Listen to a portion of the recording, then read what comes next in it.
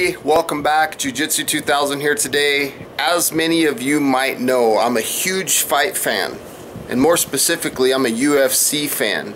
Now, for those of you who don't understand the UFC and fighting, you know, it's not just a bunch of thugs going out there fighting. It's actually a sport, and there's a lot going on that you guys might not understand. I've been doing, you know, martial arts all my life, and I clearly understand this sport, and I'm a huge fan. There's a fight coming up September 27th, and oh my gosh, I can't wait. Jon Jones, Daniel Cormier, man, it's gonna be crazy. So here on this video, I'm gonna share a little bit of footage, and gosh, I can't wait for this fight. Definitely not proud of what happened today, but what happened was we had a face-off, and in the UFC it's very common to see two athletes get very close in their face-offs. Our heads touch, our nose rubs together. It's a very intimate, very passionate moment for a lot of fighters. I've actually never had a fighter put his hands on me by squeezing my throat. I reacted in self-defense by beating up Daniel. Daniel, what's your take? I have actually never heard a fight get described as intimate and passionate. I have no idea what Jon Dummy Jones is talking about. First off, you're right. People do get close to each other, but they don't put their head against yours and nudge you forward. In my lifetime, I will never, ever allow a man, I don't care if it's Mike Tyson in his prime, I don't care if it's Vladimir Klitschko, no one will ever nudge me forward with their head and not expect a reaction. I have a son. I will teach my son not to allow anyone to bully him. Jon Jones will never bully me.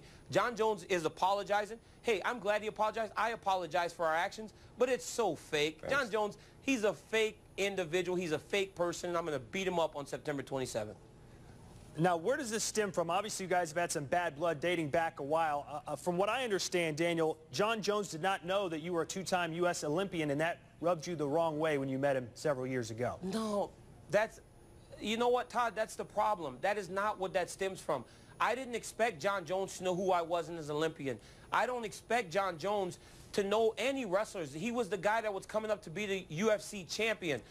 What I said was, how do you break the ice by insulting someone? That's the only problem I had. Was the first time him and I ever interacted. He walked up to me. He's a very tall individual. He looked down on me and started to make derogatory comments towards me, talking about he could take me down easy and stuff and all this other stuff. You look like a wrestler. I'm like, you don't even know who I am, guy. Like, you don't even know me. Why would you start conversation by being rude? Like, that was the issue. That's the issue between Jon and I. Am I going to get an opportunity to tell what I felt happened? Sure, go ahead. You can talk now, son. So what had happened was I was introduced to Daniel Cormier behind the stage when, let's see, Cain Velasquez fought against, I'm not sure who he fought, Brock Lesnar, I think the fight was. And someone introduced Daniel as Cain Velasquez's wrestling coach. I walked up to him trying to be polite. I said, hey, what's up, man? I hear you're a wrestler. And he's like, yeah, I wrestled on the wrestling scene for a while. And I said, oh, man, that's really cool. And I was like, you know what? I bet you I could take you down. It was, you know, honestly, it was my way of trying to start a new friendship, a new relationship. And right away, he's just like, oh, I'm this Olympic great wrestler. And, you know, his ego and his pride was just through the roof. And he took it way out of context, way out of, and it made it this huge personal thing. And ever since then, he's had this personal vendetta against me. And I find it very immature of him to take the situation, seeing that I'm taller than him and I look down on him. It just all sounds silly. Honestly, it was my way of reaching out and trying to create a new friendship. Well, Jon, you're being very polite now, but on Twitter just moments ago, you had some very pointed things to say to DC. One of your tweets said, put some ice on that face. You've got lots of interviews tomorrow. I put you on your back in 6 seconds this afternoon. Where was your takedown defense? That doesn't seem like the kind of persona you're projecting right now. Oh, no, because these things were factual. You know, we did get in a little scuffle just now. Daniel Cormier being an Olympic-level wrestler, I thought it would be a lot harder to get him to the floor. And sure enough, if you look up the videos that I'm not very proud of, he was the one getting off his back, and people were pulling me off the top of him. So, so yeah, that's what I said, and it's true. Daniel, we'll give you the final word as we wrap up this interview. You're getting ready to take on Jon Jones September 27th. I guess, did you learn anything about his fighting style this afternoon in those 20 seconds? Well, I mean, first off, what I want to say is this voice that Jon Jones is talking in, you guys should have heard him 2 minutes ago. I mean, what in the world is this? This guy's such a fake human being. He's a fake individual. I don't care to learn anything about Jon Jones that I don't know. The whole incident, I don't care about the incident. I care about September 27th, becoming the UFC light heavyweight champion. Whatever. He's weak. He's a punk. He's a liar. He's dishonest. He's a whole bunch of things that he should not be proud of being. Well, he's also the champion. You'll try and change that on September 27th. Thank you both men for joining us. Not for long. Good luck in September at UFC 178. Thank you guys so much for having us. Thank you guys for having us. I'll tell you what, Todd, their tension isn't fake. Boy, Jon Jones could be an actor. He's a professional. He did not lose his cool there. Daniel Cormier replacing the injured Alexander Gustafsson in the light heavyweight title fight against Jones. Jones has won 11 straight fights dating back to December of 2009. Cormier boasts an unblemished career record in 15 fights. However, Jones owns a huge reach advantage and is 8 years his junior. I cannot wait. Yes, he's taller. We know that. He looks down on his opponent. I'm Kenny Florian here with UFC light heavyweight champ Jon Jones and Daniel Cormier. As you just saw, things got heated between these two at a media event in Las Vegas Monday morning to promote UFC 178. They have since flown to LA for this interview, but were asked to be separated. Jon's with me. Daniel's upstairs in our newsroom. So here we are. Jon, let's start with you. You two have been going back and forth for a little while. Things have finally boiled over. What happened between you two? How did things get so crazy? You know what? Before I even get into the story, I want to start by apologizing to quite a few people. I want to apologize to MGM Grand Casino. I want to apologize to the fans at home who had to see that. I want to apologize to Dana and Lorenzo Fertitta. Basically, what happened was, you know, we were at the press conference earlier. Conor McGregor and his opponent, they get in each other's face, pretty close to each other, pretty heated. Right. The atmosphere in the room was just pretty thick. I looked over at Cormier, and I could tell by his face that he felt, you know, he was feeling it emotionally. So I knew it was going to be a heated stare down. Right away, me and Daniel, we meet in the middle of the octagon, and no one stopped. Usually there's a little distance between fighters. I walked right up on him, he walked right up on me. I put my chin down, and our faces touched at that moment, which happens all the time. I mean, Chris Weidman and Anderson Silva darn near kissed, you know what I mean? Right. So it happens all the time. I just figured it was going to be a great photo op. It was going to get the fans really excited. I did not expect to get hit in the throat. When I got hit in the throat right away, I reacted off of sheer instinct. And as you can see, I ended up getting pulled off of him. All right, DC, is this what happened? Is this a case of two just alpha male fighters going at it? What happened here? Well, for me personally, it was kind of surprising because when Jon initially walked up in the back, you know, we shook hands. I introduced him to Selena.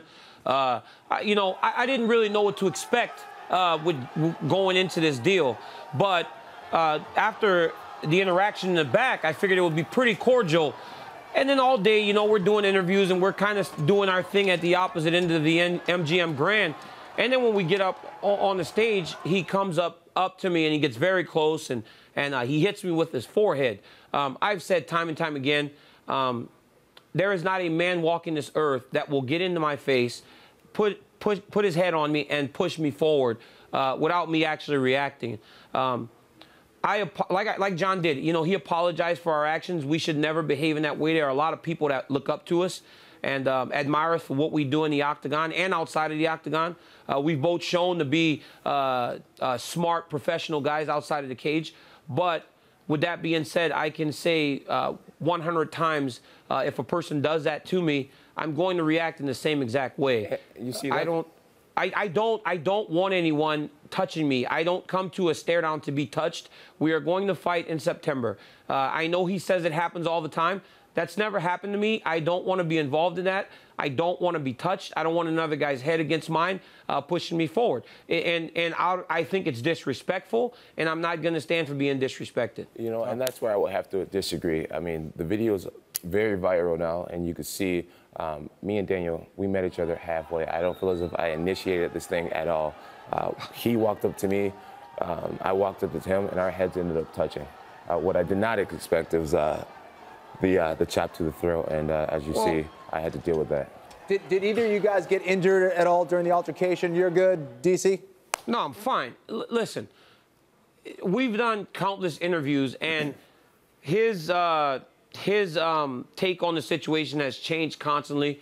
Before he actually admitted that he put his head down onto me and pushed me. And maybe I was wrong. Maybe I was wrong in thinking that he headbutted me and pushed me with his head. I did but not. He admitted, well, okay, but then you admitted to saying that you put your head down into me because I'm shorter, so to go eye to eye, you had to put your head down. Well, when your head down, when you push your head down to go eye to eye with me, John, I am telling you, it nudged me. That's why you got the reaction. I am telling you, Jon Jones. That sounds better. That's why you got the reaction. So whether or not that is how you intended it to come off, that is how I took it. You cannot control how I take things in that situation. Daniel, me and you met right in the middle. I wasn't stopping. You weren't stopping. We weren't. Exactly. We stopped once our heads made contact. Yeah, John, okay. Okay, John. Your head comes forward, bud. It's very clear your head comes forward. This is a very minuscule thing to talk about, to argue about. Well, DC, again, so you guys are going to fight September 27th, as you said. Does this fire you up that much more? Are you that much more fired up here to fight Jon Jones now? I don't need any more motivation to fight the #1 pound-for-pound fighter in the world. You know, I was already motivated for my opportunity to become the champion. It's upsetting, you know, because I've worked very hard in my life and in my career to get to where I am today, and to behave that way and for it to go and be spread as fast as it has, it's sad, you know, because at some point I'm going to have to explain this to my kids. I'm going to explain this to my son.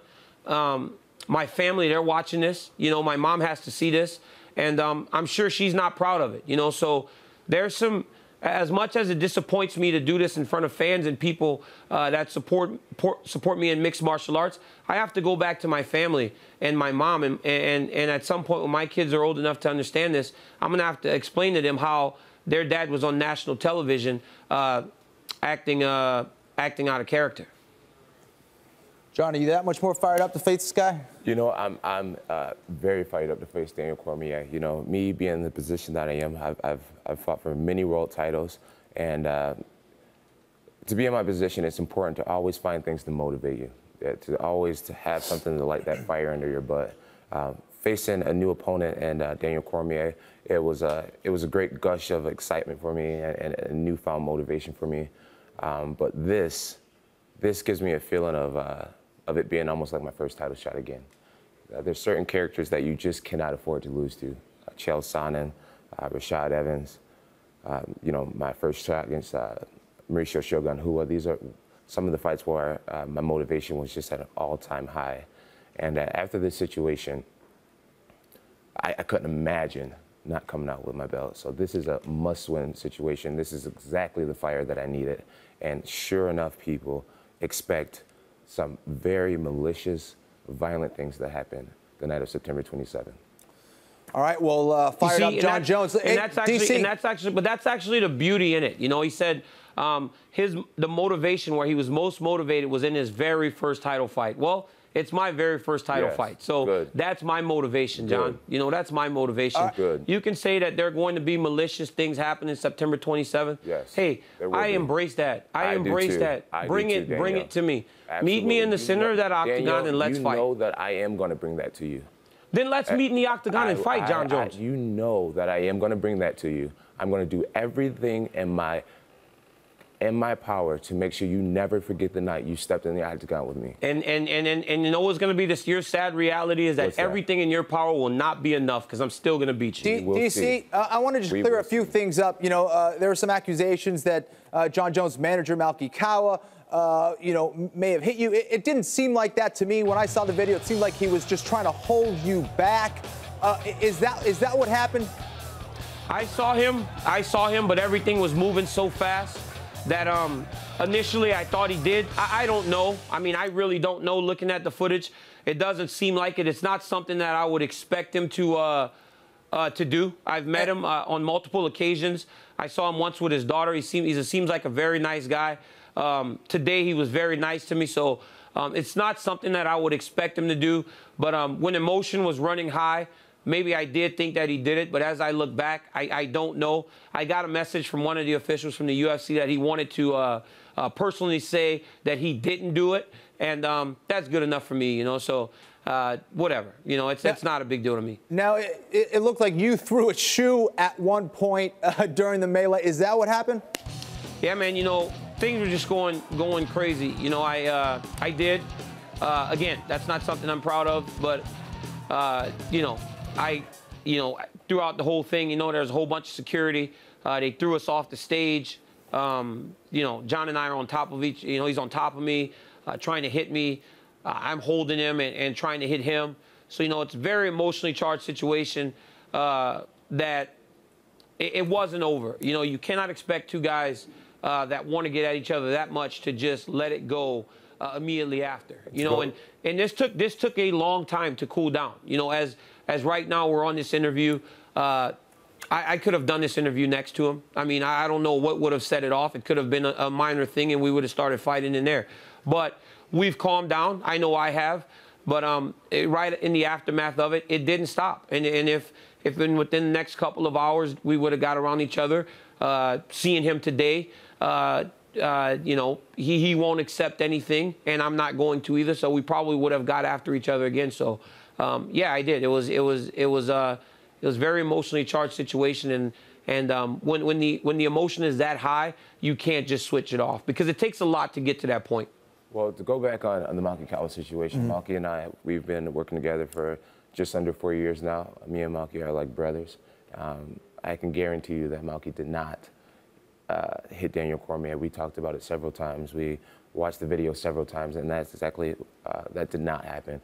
What you saw in that video is someone grabbing Malky's arm, and Malky ripping his arm off of that person and pulling Daniel from under me and out of the situation. So just to clear the record on that, Malky did not hit. At the end of the day, they are going to lock the cage with him and I in it, and we get to settle our differences, and we're not going to do it once. We're going to do it twice, because I'm going to beat him in September, and then we're going to fight again at the beginning of the year, and then he'll realize that he never wants to get locked in the cage with me again. All right, Jon, last word. What happens on September 27th? You know what? I've fought many great fighters before. I've fought many great wrestlers before. I think there's a huge difference between a great wrestler who's learned how to throw a few punches and kicks and a martial artist. I embody the spirit of a martial artist, the heart of a martial artist, what it truly means to be a martial artist. I'll give up my arm, I'll give up an eye, I'll give up a toe. It doesn't matter. There's nothing you can do to stop me, Daniel Cormier. There's absolutely nothing you can do. Please let me talk. Please, hold on, Jon, I just let you talk. I just got to ask you a question. I just want to ask you a question. I just let you talk. Where do you draw? What do you draw? But just one question. Let you talk. What do you draw that makes you believe that you can stop me? Like, what is it? Let Jon finish real quick. You said you could take me down 100 times out of 100 times, right? And that's what you're going to do, right? I challenge you to get me down 5 times in that 5-round fight. You won't be able to do that. Maybe you will get me down once. I believe in my whole heart that I'll get you down too. But the difference is, when I get you down, your face will open up. There is nothing you can do to stop me from coming at you round after round with the most malicious techniques I know. You will lose this fight, Daniel Cormier. I want you to believe it. Every ounce of training you put in leading up to this fight will be a waste of your life. DC, quick response. Hey, that is great. I'm glad that he feels that way. This is what I want. I want a dogfight. If you can bring a dogfight to me, please do it. I live for this. Please do it. You've seen me. Please do it. You know how I react when I get stuff. And you know what? And I have praised you for that. But again, I've never had to show that because nobody can test me in that way. Yeah, it's going to look easy. Good. It's going to look easy. No one has and people are going to be scratching their head. You have not fought on anything like me. You will see the difference. Do you not think that I would do this? Do you not think that you will see the difference between all these old washed-up fighters you've been beating? Jon, Daniel, listen, you have a sense of security beating Dan Henderson, a guy who's almost 50 years old, freaking Patrick Cummins, a guy who's only 4-0, Josh Barnett at the end of his career. Man, you have not tasted what I have to offer, and you will see it. You will see it. Do you not think that I would do the same thing to all those guys that you beat that you did? Honestly, do you really believe Honestly, that? I cannot sit here and say you would dominate the competition that I have faced the way I have faced them. Okay, All John. right, guys. Daniel Cormier, Jon Jones, thank you, gentlemen, for coming on the show. And thank you very much. This has been another edition of UFC Fighting Words. This gigantic fight just got bigger. Well, everybody, I want to say thanks for watching the video today. I hope you found some good information here. Man, again, I can't wait for this fight. Please feel free to comment, like, share, thumbs up, and as always, subscribe. You know what, guys? Go out, have a beautiful day. We'll see you next time. Bye-bye. Thanks for stopping by.